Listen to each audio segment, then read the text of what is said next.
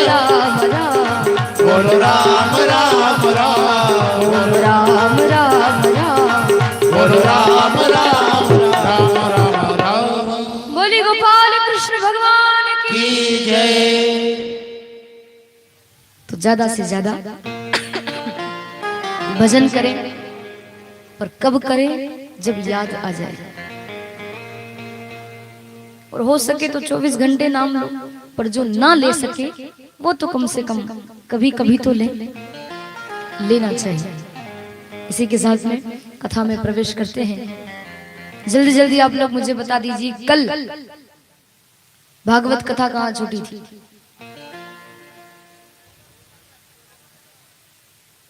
उठाया था भगवान, कैसे? ऐसे।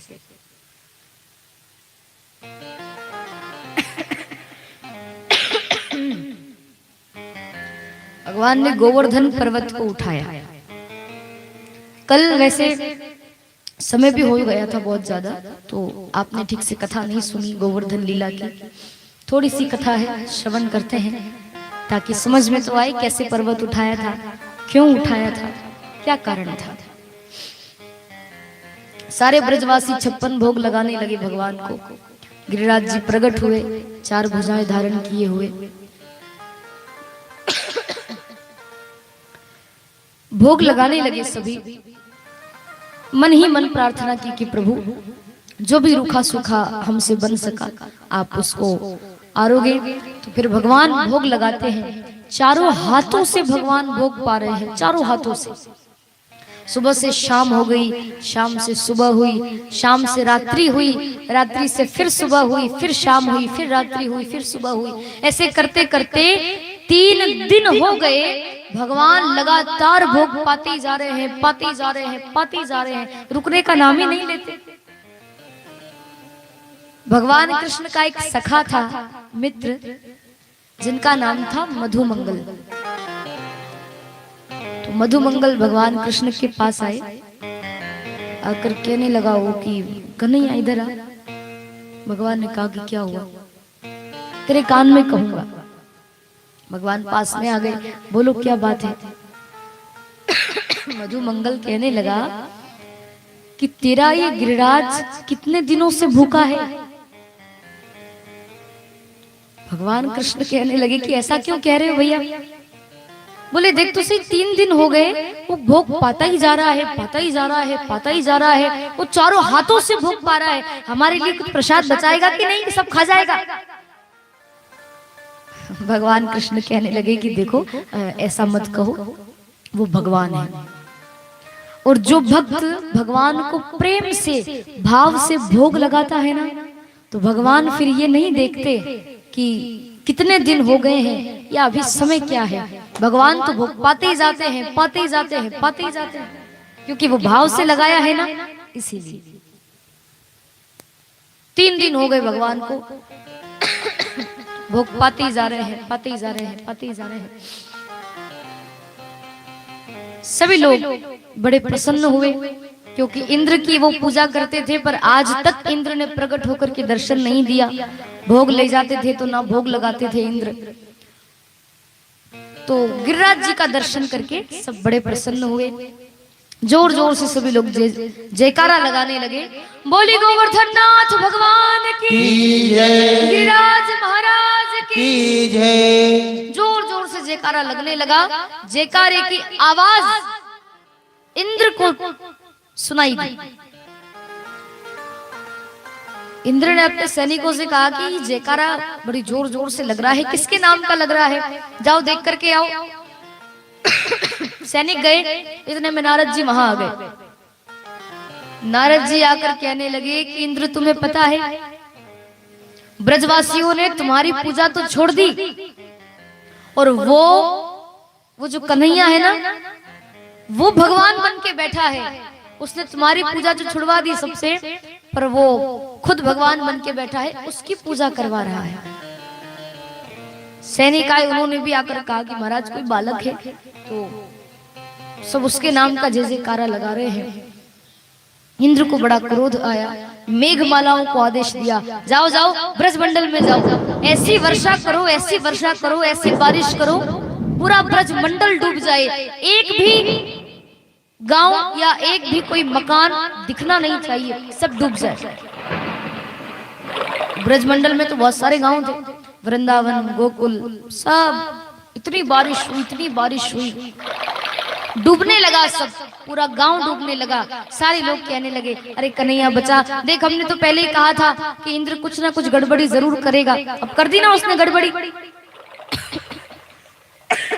भगवान कहने लगे, चिंता मत करो, गिरिराज जी हैं वो हमारी रक्षा करेंगे। तो उसी समय भगवान 7 वर्ष के हैं, 7 साल के हैं, 7 वर्ष के कन्हैया ने अपनी छोटी सी उंगली के नाखून पर उस 7 कोस लंबे चौड़े बहुत बड़े गिरिराज पर्वत को भगवान ने छोटी सी उंगली के नाखून पर धारण कर लिया। सब ब्रजवासियों से कहा कि सब इसके नीचे आ जाओ, तो सब उस पर्वत के नीचे आ गए। भगवान के जो शेष नाग हैं उन्होंने बांध बनाया, तो जो पानी गिरा वो वहीं का वहीं रहा, आगे नहीं बढ़ा। भगवान के सुदर्शन चक्र एक स्थान पर बैठ गए, जोर जोर से घूमने लगे, जितना पानी गिरा इकट्ठा हुआ और वहीं पर सूख गया। ऐसे भगवान ने सब ब्रजवासियों की रक्षा की।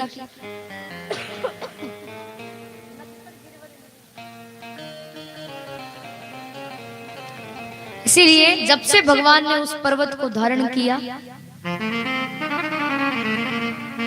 तब से सभी भक्त गाने लगे।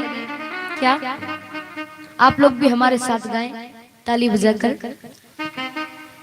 हो नख पर गिरवर लीन हो धार, कन्हैया मेरो वारो। नख पर गिरवर लीनो धार, कन्हैया मेरो वारो। नख पर गिरवर लीनो धार, कन्हैया मेरो वारो।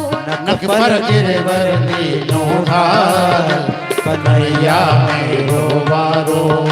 कन्हैया मेरो वारो, यो लाला मेरो वारो। कन्हैया मेरो वारो, यो लाला मेरो वारो। हो कन्हैया मेरो वारो, यो लाला मेरो वारो।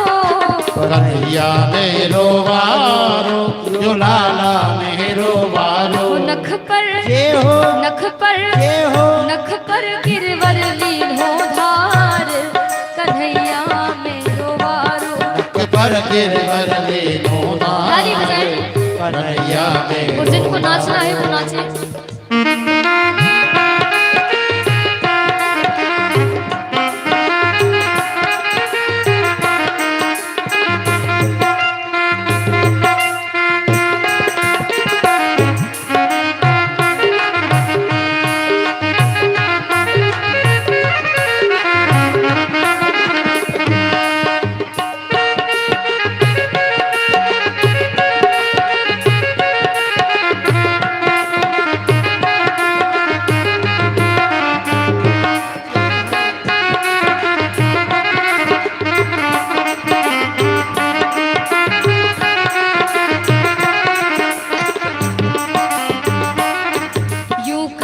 यशोदा मैया निक जोर लगाओ मेरे भैया।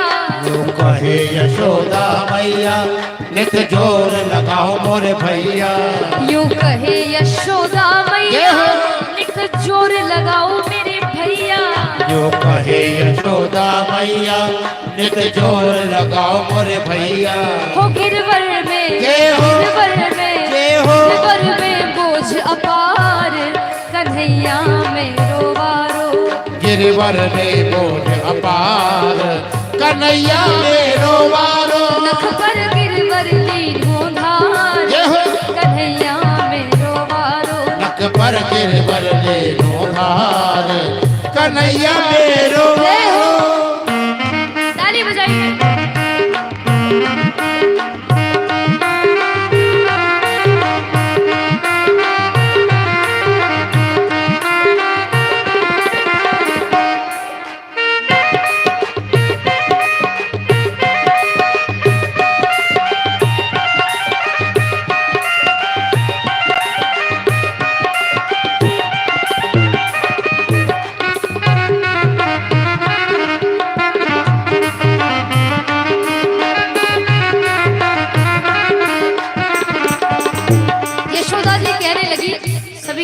ग्वाल बालों से।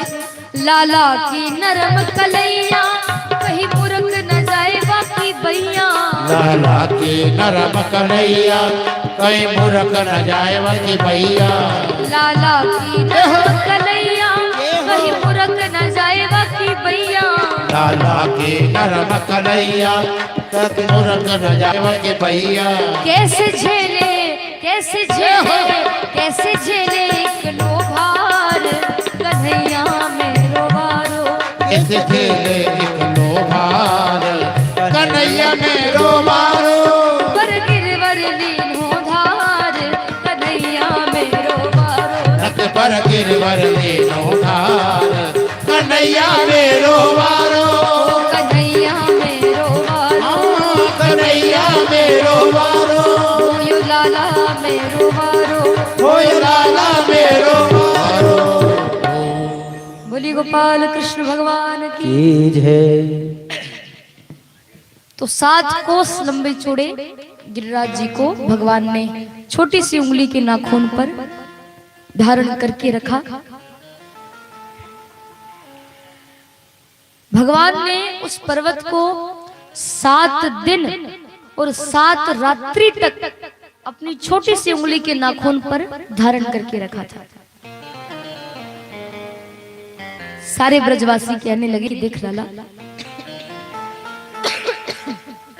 7 दिन हो गए हैं तुझे इस पर्वत को धारण किए हुए। ना तूने कुछ खाया है ना तूने कुछ पिया है ना तूने थोड़ी देर भी विश्राम नहीं किया। तो एक काम कर ने थोड़ी देर आराम कर ले। हमने अपनी अपनी लाठी लगा दी है तू आराम कर ले जब तक हम इस पर्वत को संभाल लेंगे। भगवान कहने लगे कि मैं आराम नहीं कर सकता।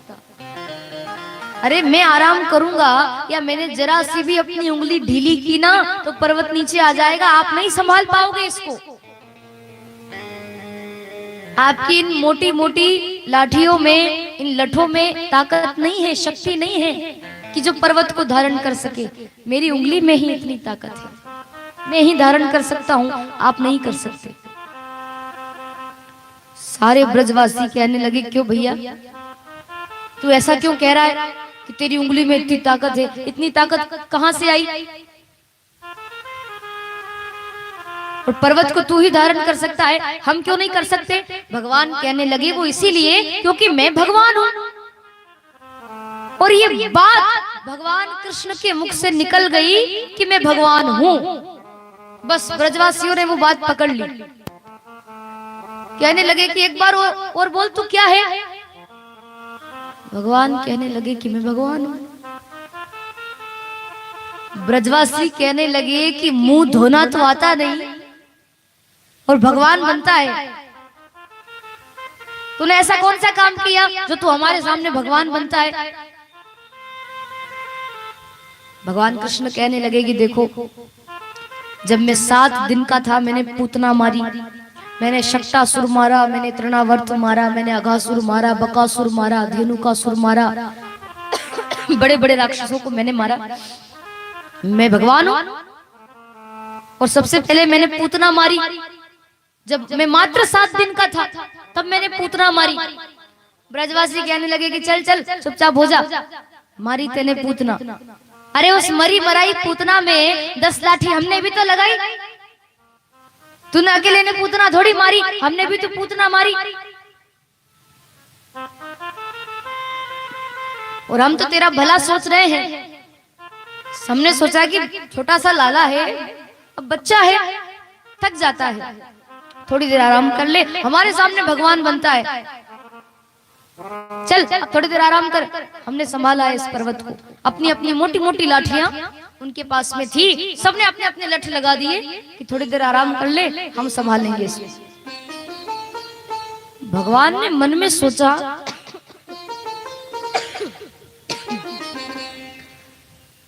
कि जब तक मैं उंगली को नहीं हटाऊंगा ये मानने वाले हैं नहीं। ब्रजवासी तो मेरे ही हैं, मेरे ही गांव के हैं। मुझे मालूम है कि इनका स्वभाव कैसा है, जब तक मैं उंगली नहीं हटाऊंगा ये मानेंगे नहीं। तो भगवान ने विचार किया कि मैं उंगली हटाऊंगा नहीं, थोड़ी सी उंगली ढीली करके देखता हूं, इनको पता चल जाएगा,